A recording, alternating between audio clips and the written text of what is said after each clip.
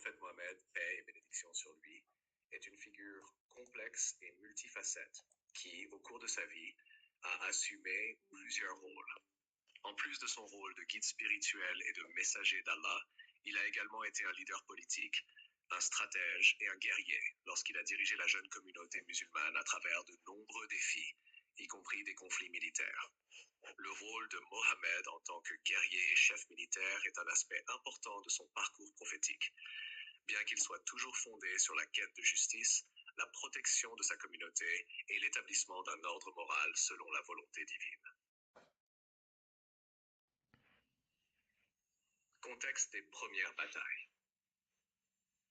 Lorsque Mohammed a commencé à prêcher l'islam à la Mecque, il a fait face à une opposition farouche des tribus mécoises qui voyaient son message comme une menace pour leurs croyances polythéistes et leurs intérêts économiques. Au cours de ses premières années à la Mecque, il a prôné la patience et la résistance passive, cherchant à convaincre les gens par l'exemple moral et le discours. Cependant, après l'Hégire, la migration vers Médine en 622, Mohammed a dû s'impliquer dans des conflits armés pour défendre la jeune communauté musulmane contre des attaques extérieures, notamment des polythéistes mécois. Les musulmans se sont alors retrouvés dans une position où ils devaient défendre leur foi et leur existence, ce qui a mené à une série de batailles importantes.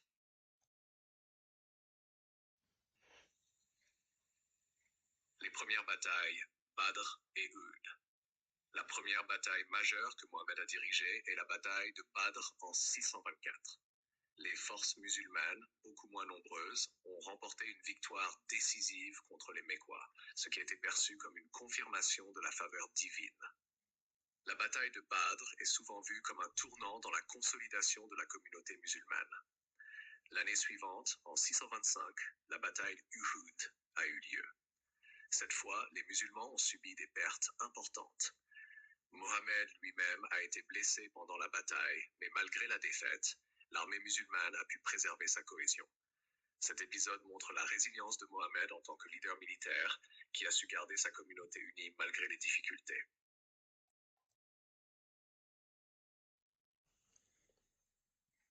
3. Le siège de la tranchée, bataille d'Al-Khandak. En 627, les forces mécoises, alliées à plusieurs tribus, ont assiégé Médine dans ce qui est connu sous le nom de bataille de la tranchée, ou Al-Khandak. Sur les conseils de Salman le Perse, les musulmans ont creusé une grande tranchée autour de Médine, empêchant ainsi les forces ennemies de pénétrer dans la ville. Après plusieurs semaines de siège infructueux, les Mécois ont abandonné et les musulmans ont renforcé leur position.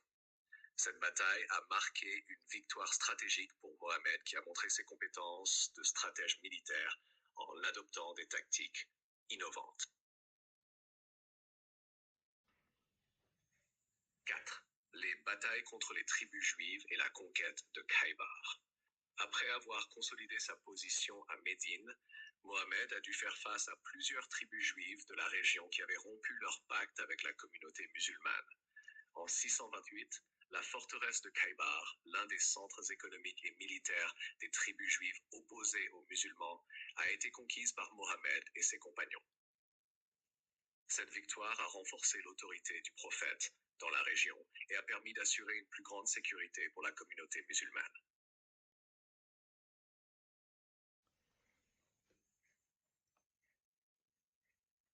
5. La conquête de la Mecque. L'événement le plus marquant dans le rôle militaire du prophète Mohammed est la conquête de la Mecque en 630. Après avoir conclu un traité de paix temporaire avec les Mécois en 628, le traité de Hudaybiyah, les termes de cet accord ont été rompus par les Mécois. En réponse, Mohammed a rassemblé une armée de 10 000 hommes et a marché sur la Mecque. Cependant, la conquête s'est déroulée presque sans effusion de sang, car la plupart des Mécois se sont rendus sans résistance. Mohammed a fait preuve de clémence envers ses anciens ennemis en leur accordant le pardon, à l'exception de quelques individus responsables de crimes graves. Cet acte de miséricorde a permis de pacifier la ville et d'unifier les Arabes sous la bannière de l'islam. La conquête a marqué l'aboutissement de la mission prophétique de Mohammed en tant que leader militaire et spirituel.